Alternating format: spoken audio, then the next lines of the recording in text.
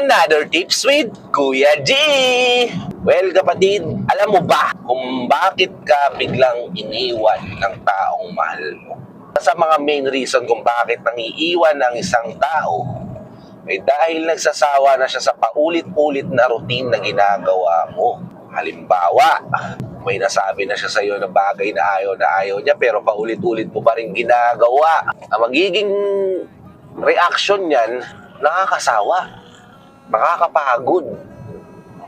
'Di ba? Kahit naman siguro ikaw 'di ba? Kung napapagod ka na sa paulit-ulit na pagpapaalala na, huwag mong gawin to, tapos ginagawa pa din.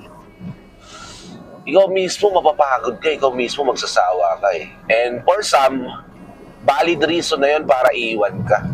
'Di ba?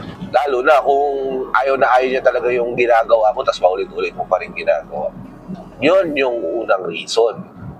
Yung pangalawang reason, nakahanap na siya ng iba. Kaya kanya iniwan. Nakakalungkot, no? Pero it happens. Bakit ba siya naghahanap ng iba? Baka hindi ka enough para sa kanya. Diba? Well, talakayin na lang natin sa susunod na video yan. Ingat ka kung nasang lugar ka naroon. May God bless you. Peace.